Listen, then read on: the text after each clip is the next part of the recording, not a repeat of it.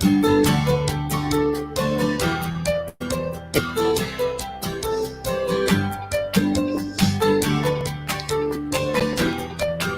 morning. Good morning. Welcome to another show. Welcome to episode 58. And really happy to have you with us this morning on this beautiful Monday morning. I can feel that winter is starting to be in the air, probably only autumn now. But yeah, you're definitely feeling the cold setting in and getting closer and closer for us to really experience winter. And yeah, this is sort of almost the last week of May, I guess, not completely. Where are we on the 18th? So our second last week, and we'll see how all of this turns out. So yeah, welcome back. This morning I have Johan Oosthuizen back with me. He was on episode 5, so he was here, one of the very first guests on the show. If he wasn't like the very first guest, I think. So Johan is back today. I asked him to come back and to come and share with us. There's a whole host of things that we've spoken about during all the episodes, and I feel like it's time to bring everything together. And I couldn't think of a more appropriate way than to get Johan back and for him to just let's pull some of these things together. He's really phenomenal in doing that. So really, really happy that he said yes and that he's here this morning. And even in the discussion before this, he already got me excited again about what we're going to be talking about. So yeah, it's a lot to look forward to. We're going to be talking about something called the BP10. We are going to talk about some levers that you can pull in your business, and then we're going to see whether you are pulling those levers or not, and a couple of other stuff. So really looking forward to that.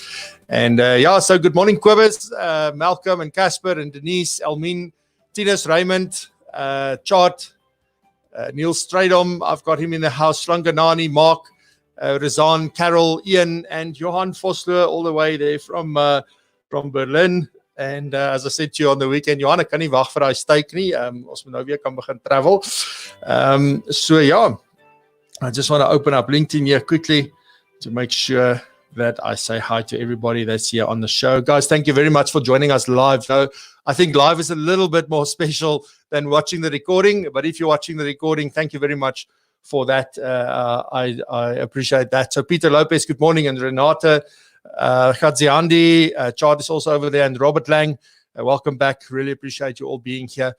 Alrighty, so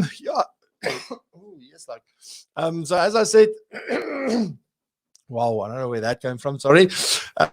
This morning there's a whole host of things we want to talk about, but first off, please remember to subscribe or connect with me. Please give us some love by liking and sharing this live stream and the video. Even if you're watching the recording, please still do that. And then also remember to interact with one another. You know, the same old stuff that you've gotten used to. Ladies and gentlemen, so on that note, let me welcome to the show Johan Oosthuizen. Johan, welcome back to Virtual Coffee with me, Francois. Morning, Francois. I'm starting to feel like a regular on your show, but very, very thank you, and a big thank you for the opportunity. No, it's a huge pleasure, Johan, and I'm very excited to get into today's topic. You know, we've had a phenomenal week last week, and we've had some great, episodes and things that we discussed, just over the last, 8 weeks now, and it's just amazing to think that it's 8 weeks already.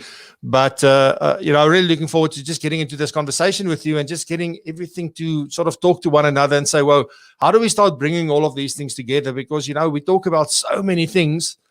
And then I think, there's always something to find interesting, but it's like, are we really doing something with it? And that is very important to me, that there must be something that we are implementing from all the things that we are discussing here and that we're learning from all our guests, etc. So today I really want to focus with you on, we spoke about strengths. The episode was titled Overcoming Adversity. And that was really using your strengths. So how do you use your strengths and your abilities and your natural talents to pull you through a time of adversity, or any adversity for that matter. And today, it's sort of, let's take that from there, because that was very much on a personal basis. Let's take that and move it over to business and see how do we link ourselves and our strengths to our business and those of our teams, etc. So can we sort of do a bit of a recap on strengths and really, what it is and what the specifically Clifton strengths are all about? Yes, Francois.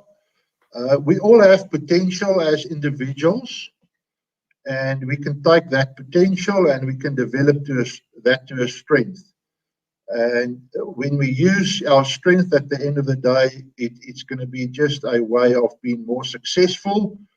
So the whole object of focusing on your strength and manage around our weaknesses, we can't ignore our weaknesses, but the focus should be on our strength, those things that comes naturally for us. And if we add some skills and knowledge to our potential, then we really start to work and operate on a different level. It's the way that we think, feel, and behave that will point out to us what is our potential and our strength. And what is the starting point for that, Johan? Just for those that didn't maybe catch the first episode, where can we get started with all of this? Just to sort of say, well, okay, so I know I'm good at some things and I'm not so good at other things, and my manager or the books or whatever it is that where you get your input from is telling us to work on our weaknesses and to get better at the things that we're not so good at. So what is the starting point for someone that hasn't looked into their strengths before? Well, I think the most appropriate way to do that is go and do the Gallup organization in the USA. They've got an assessment that they've developed over the last 65 years. The Clifton Strength Assessment. Go and do the assessment. It's an online assessment, and it's going to take you about 45 minutes, and then you get your report, and that is the starting point. Just remember that for that matter, any assessment is not a guarantee for success. Assessment is just a starting point for a conversation, and you're going to have to put in the effort and the time to make it a success. So start with an assessment, 45 minutes, and you've got a report pointing out to you exactly what is your strength, what is the most potential that you have, and start focusing on that.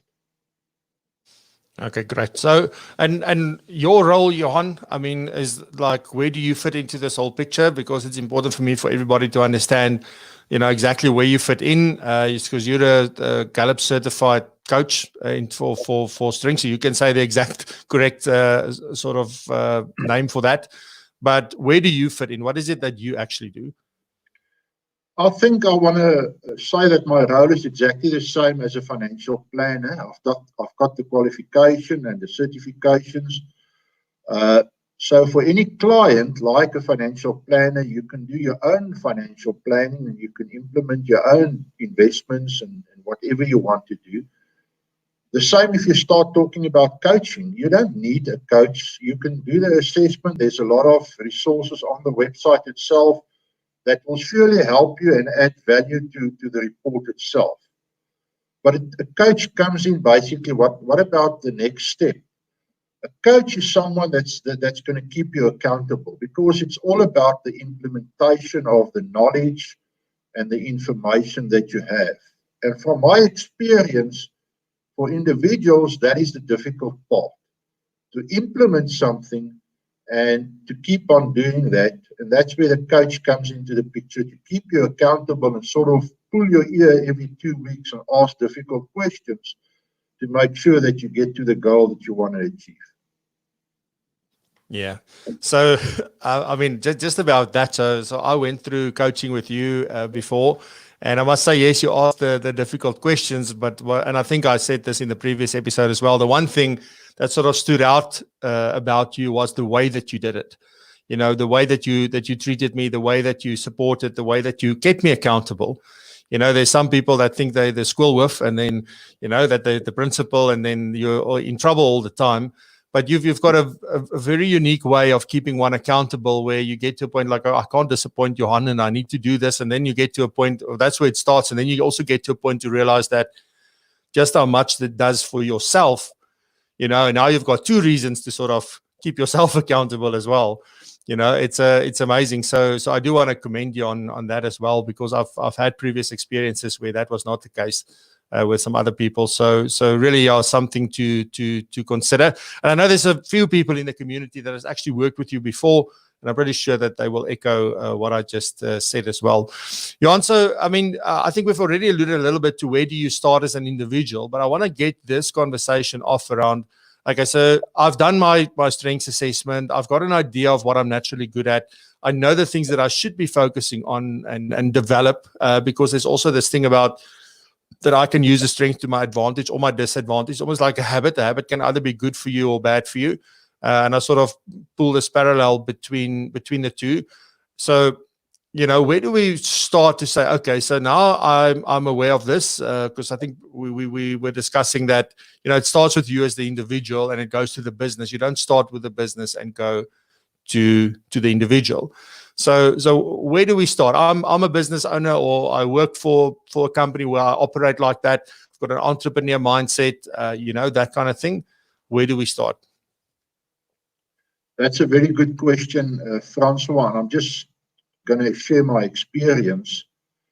From my experience, I've picked up that people always start what I call to the brick and mortar side of the business, the hard facts and the business plans and the financials and things like that.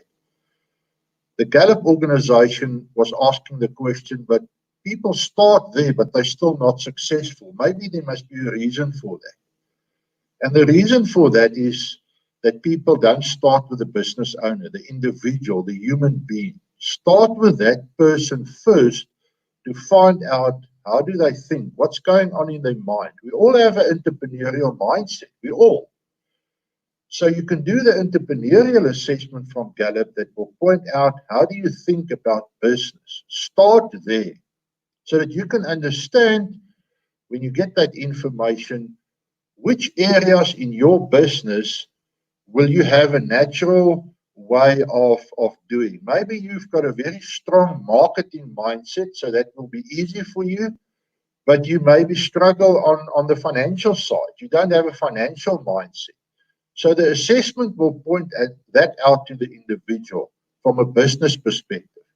And again, it's not to tell you that you're going to be successful. It's all about the awareness. If I know that I'm good in marketing because that's just the way that I'm wired, then I know that's going to be an easy side of my business. But if I know that I struggle on the financial side because that's not how I'm wired, that's a red flag. And I should take note of that and maybe appoint someone else to help me in that area. So yeah, we always start with the individual and work from there. It's so much easier to change the systems and everything in the business than changing the individual once we've set up the business. So build the business around the individual.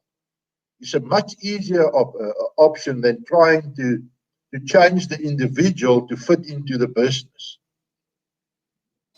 Yeah, that is, I mean, that's such an, I don't know, I hope everybody's getting exactly how important that is. And that also goes to the step where we were speaking in one of the episodes about standing out and being unique and all of that.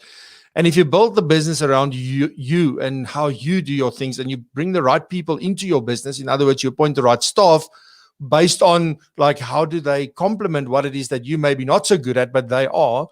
That's when you build this unique business, and then it makes it so much easier just from that perspective to stand out. You don't rely that much on some of the other things, like trying to get a model from somewhere else and make it work for you, etc. So it's very important that you start with yourself and then build the business. Then and this is the same with software. I mean, I don't know where this idea now comes from, but it's the same with software. I always advise, advisors and anybody looking for software. Doesn't matter what business you're in, but if you're looking for a software solution, is that the software needs to fit your business. You can't change your business to fit the software. And it's sort of now the same correlation for me here, where I'm thinking, okay, so the business must fit the individual, not the individual fit the business, because that's also when you get uncomfortable and you don't enjoy what you're doing, and it just becomes a real chore instead of being this passion that just comes from inside as well. So there's all of this. There is an assessment that you did with me, Johan, that sort of opened a new world. So we started off with the whole strengths thing, which I did back in 2015.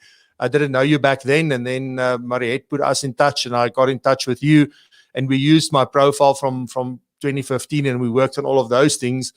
And then you said, but Francois, also do like this thing, and it's called the BP10. It's called the Builder Profile 10. So can we talk a bit about that? What is that all about? Can I do that without doing strengths, or should I do strengths and this, or what is the process with that? The builder profile assessment is the Gallup entrepreneurial assessment. And first of all, we must understand that Gallup moved away from the word entrepreneurship because from their experience, people think if you talk about an entrepreneur, you talk about a startup. And that is not the whole idea of the assessment. We all are busy building something. We either build something in a big organization, in a department, or we're having an existing business already going for 10 or 15 years and we're still building that business, or we are a startup. So Gallup likes to talk about we are all builders. We are busy building something. And that assessment will tell you how do you think about business. And there's 10 talents that they've identified in the business builder profile assessment. That's why it's called BP10. And those 10 talents as an entrepreneur or builder, if I can quickly mention it, is a disruptor, determination, confidence, risk, profit, relationships, delegator, knowledge, selling, and independence. Those are the 10 talents that you will see on your assessment when you get the results. If you closely look at those 10 talents, it's the same that you see when you start looking at business management courses. Those are the building blocks in any business. So you are assessed to see how do you think and feel about those building blocks in any business. And what is the intensity that you have as an individual? Is it high or is it low? And that's the starting point of everything, to do that assessment. Very important, the business builder profile is something that you're going to struggle if you don't do it with the Strength Finder assessment. Why? The BP10 is what you should do in your business, and the Strength Finder assessment is how are you going to do it. So the one is the what, and the other one is the how are you going to do it. Yeah, okay. So it's basically the same premise as your strengths, where you can see, which things you are naturally good at and sort of what ranks high and the things that you should be focusing on, and then the things that you're not so good at. So the business or the business profile 10 does sort of the same thing, where it says, well, there's these 10 talents that is needed in business that successful business people have, and which ones do you naturally rank good at, and which are the things that you would naturally go and focus on and sort of be attracted to and gravitate towards. And then the rest of the stuff is now also then saying, okay, so I need people to help me with that, either on an outsourced basis or on a appointing the right staff kind of thing. Is that sort of an accurate summary of that? That's an accurate summary, Francois. And when you get your report, you will see that they've grouped the first 4 talents of the top 10 talents in one group.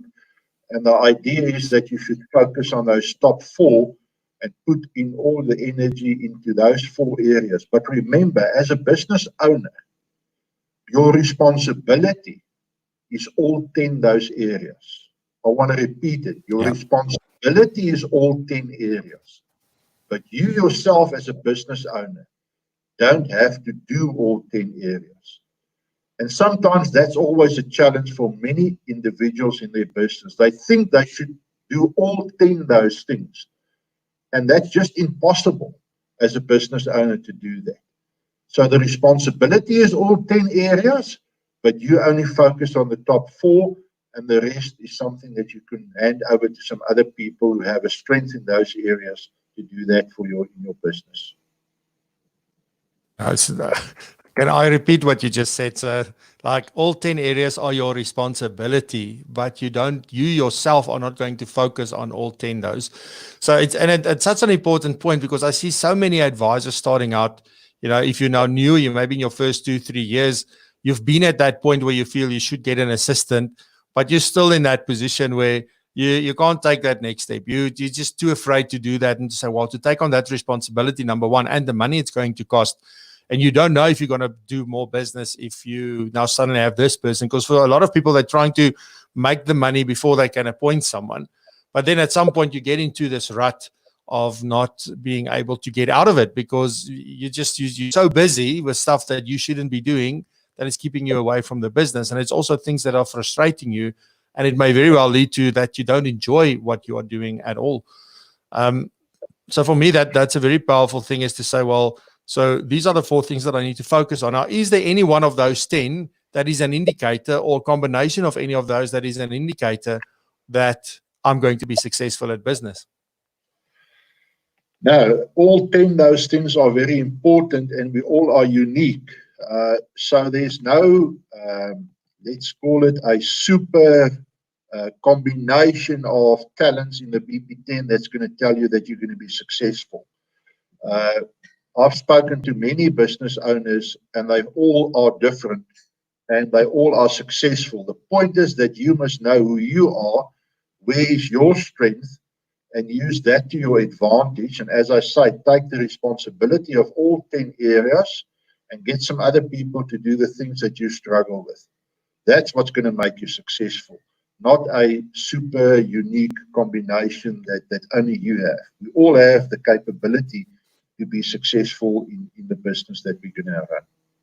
And that's a very important point, Johan, because you would think that somebody who is naturally good at sales, for example, they have the best chance of succeeding. It's not about that. It's really about understanding business and understanding yourself and how these two things overlap, and where you've got, I don't know if blind spots are the right word, but where you need somebody to come and help you with those kind of things. And then any business can really work from that point of view. I know there's a lot of other variables as well, but I mean, just based on that, if you can focus on these things.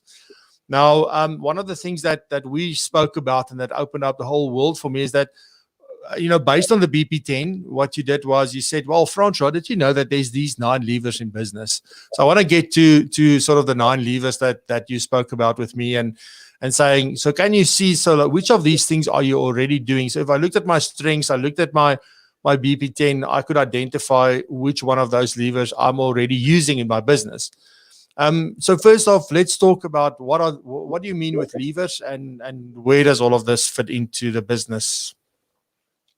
Okay, I want to refer back to the episode that you had last week when you talked about the business model canvas. And the business model canvas is just a 1-page business plan and point out to you the different areas of a business.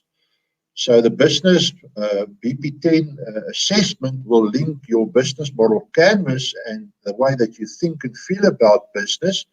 But then you have, at the end of the day, any person is in business for one reason: to make money. Even if you're a non-profit organization, you're in that type of organization to make money. So now the question is, how are you going to make money? And that's where the 9 levers come into the picture. Which are those things, I call it hidden assets in any business, that you can use to generate that income, to make money, to make profit at the end of the day.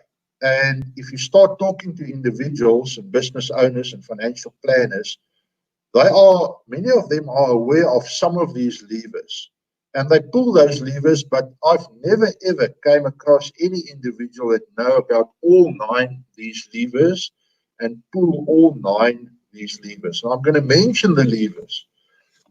Let's start with marketing. Marketing is one of those areas and levers in your business that you can use and generate income.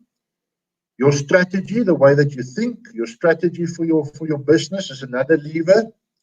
Your own business model is another lever.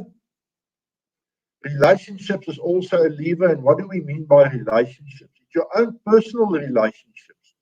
Think about all the people that you know out there, and you can lean on them, and you can ask them to help you operate in your business, and can open up some other avenues for you. So all your own relationships. Then the capital in your business, and what we mean by capital is what's the cash in your bank account. We're talking about intellectual capital in your business, but then we also talk about the people. The people are also capital in your business, and that's one of the levers that you can pull.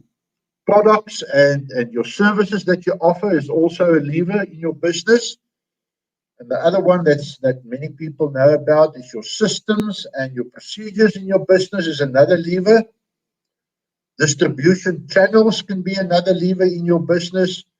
And the last one is your ideology, or the culture of your business. Those are the 9 levers in any business. But what is the power of that? It's exponential growth. If you pull 1 or 2 of those levers, you will grow by a small percentage. But if you start pulling 4, 5, 6 of those levers at once, you will see exponential growth, and it can be anything like 50%, 100%, even 200%, even more if you start pulling all those levers in your business. And you're going to use your strength to pull your levers in your business. Yeah. And I mean, if you say pull all these levers all at once, that doesn't mean like, okay, now that you identified them, let's implement all of it all at once. It is just that there should be a process to say, okay, so I'm already pulling these 2 or 3 levers in my business, because most people are pulling, like, how many do you, like, if you speak to business owners or, advisors, how many of those levers are they in general pulling already? I would say average 2 or 3 of those levers, maximum 3.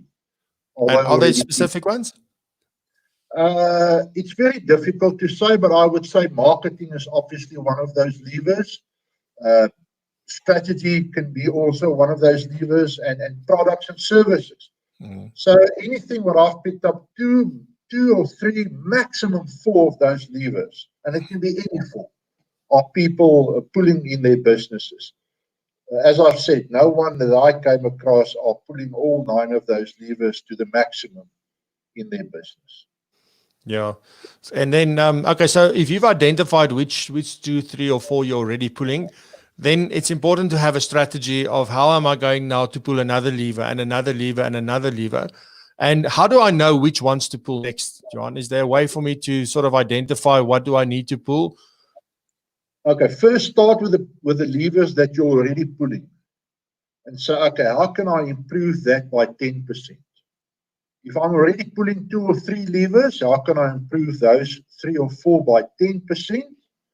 And then you look at the other levers and say, okay, how can I start pulling that lever? And it doesn't mean that you have to pull it 100%. Just start pulling it with 10%.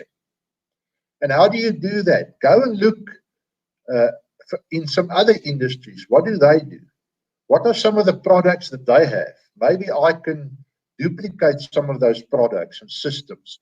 What are some of the business models out there that I'm not using? Maybe I can change my own business model. So make it small incrementum steps. 10% on each one of those levers. If you add it up all together, it will make a huge difference in your business. So it's not that you're going to take one lever and pull it 100% right from the beginning. Small little baby steps. But that's how you improve over time, and you've got a sustainable business by doing that. And guys, it's not rocket science. I always say to people, just look around you. Maybe you sit in one industry, and what we tend to do is to look at all the people in our own industry. Why don't you start looking at other industries, and what do they do? How do people in the motor industry market? How do people in that industry build their own systems and procedures? Use some of those other industries to start implementing what they are doing in other industries in your industry. That can make a huge difference. You are absolutely singing my song, Johan. It's something I've been talking about a lot, and something that we also want to focus on more on this show particularly, but also in all the content that we produce is I've been thinking about like getting people in that are successful in other industries and find out how they're doing it and what's happening, and then sort of try and make the link between that and what we're doing as financial advisors or any other professional working in financial services.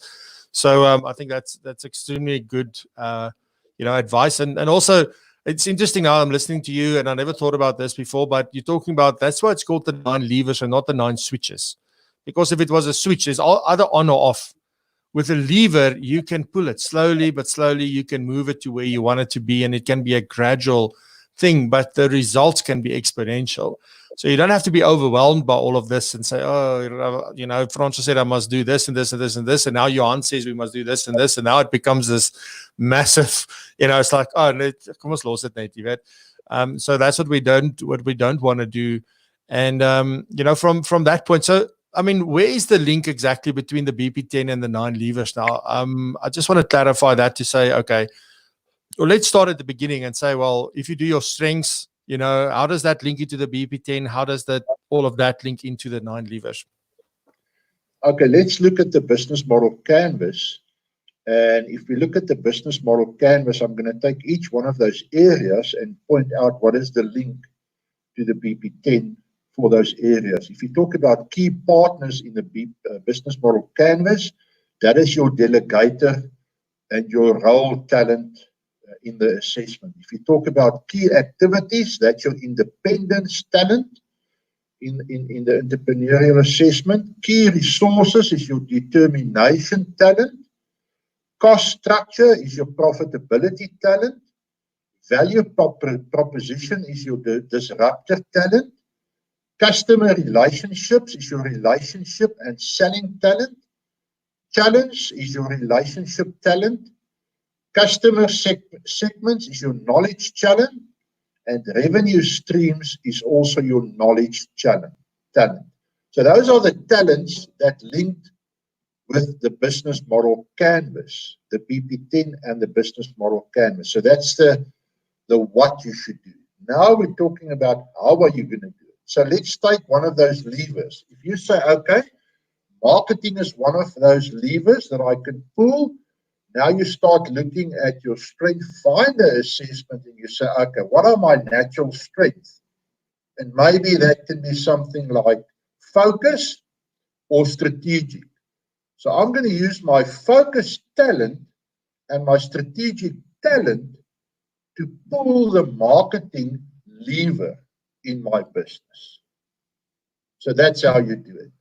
Your strength finder assessment, I call it your tools. It's like a mechanic fixing your car. There's a toolbox and there's tools in those toolbox. So which of these tools can you use to fix the car?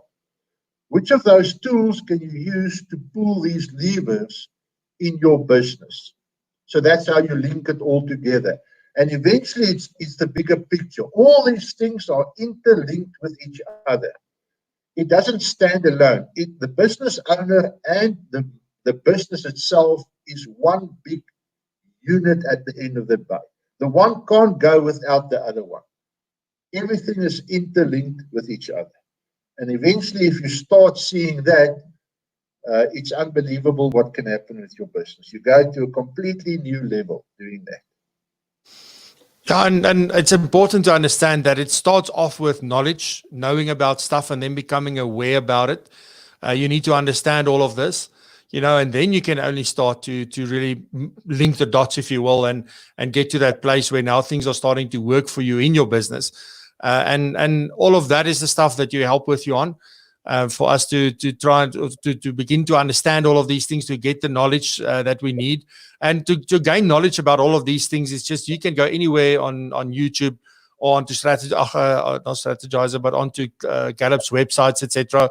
There's a whole host of information there that's going to give you all the knowledge and the information that you need about strengths and builder profiles and all these things.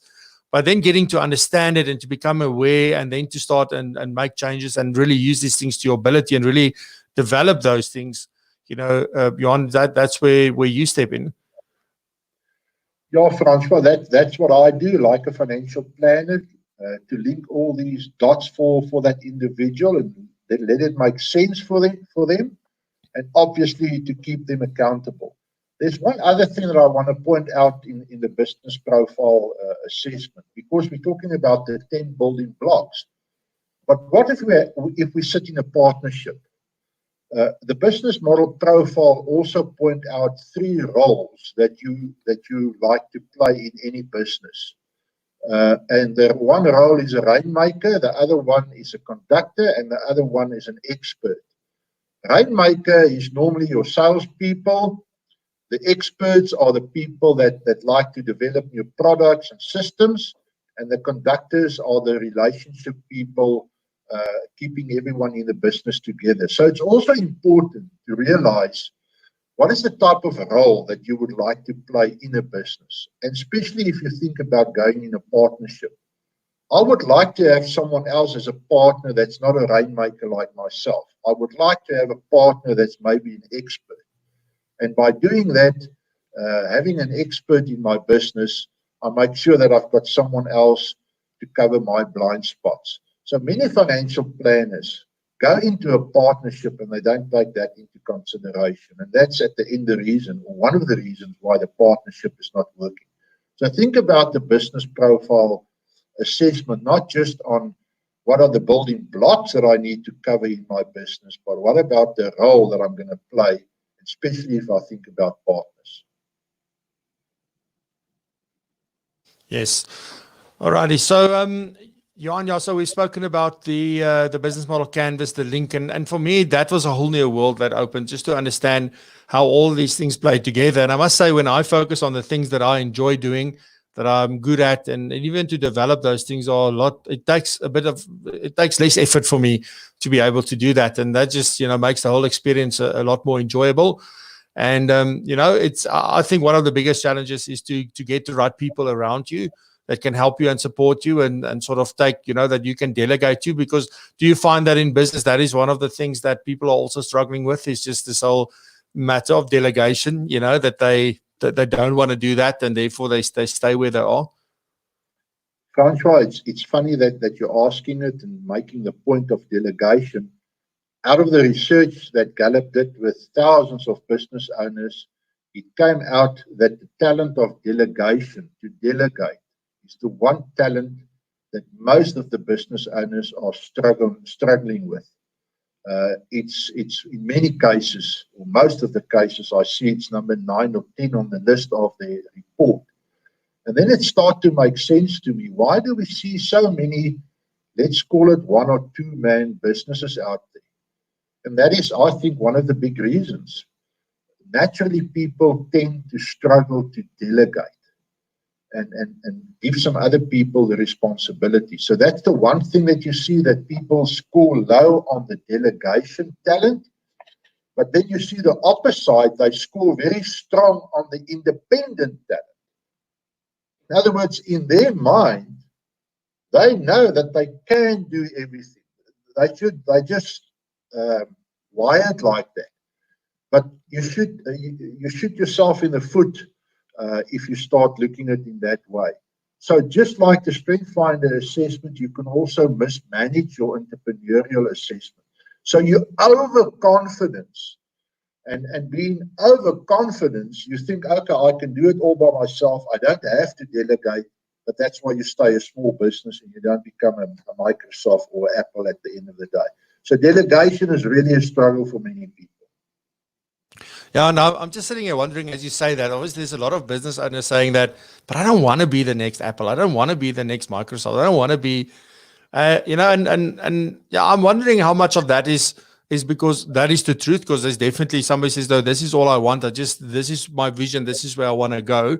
And then just because people feel like maybe they won't be able to achieve that kind of business or build that kind of business, whether that is really the big reason behind it, or to go out there and say, I'm going to build this big business, but then you don't do it, and then you've got egg on your face, according to you, But I think it's amazing what we can do if we just know all these things and we can really pull everything together.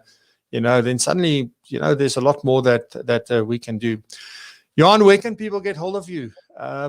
I've got your email address here. If you're happy with that, I can share your email address. But where else can they get hold of you? Francois, you're welcome to share my email address. I think the other easy way to get hold of me, I'm on LinkedIn, so connect with me via the LinkedIn profile or the LinkedIn platform. You will see all my information there and some other stuff that you will find interesting. So yeah, people are welcome to connect with me on LinkedIn and via the email as well. Everyone is welcome to do that. Awesome. Johan, anything, a last nugget of gold or a call to action or something that you want to share with people before we finish? The last thing that I can say, and I want to emphasize something, is start with yourself first. It's like that typical saying, when you're in the airplane and you're on 20,000 feet and there's no oxygen, what do the air hostess tells you? put on your own oxygen mask first. And that is what I say to people. Start with yourself first. Once you've done that, then you can start helping the other people in the organization. So that's the important point. Start with yourself first. Put on your own oxygen mask first. Great stuff, Johan. Thank you very much. I think it was a jam-packed session, so I don't want to drag it on for too long. I think there's a lot of information, a lot of things. So if I can sort of ask guys to get in touch with you and say, Johan, you know what, where do I start and how do I do this? Point me in the right direction and let's see. That'll be great. So from my side, Johan, thank you very much for your time. I really, really appreciate it. I hope that it's going well with you during this time. And that, we will get out the other side and that we get to have that coffee soon again once we're done. Thank you, Francois. Cool stuff. Johan, thank you very much. Have a good one. Thank you.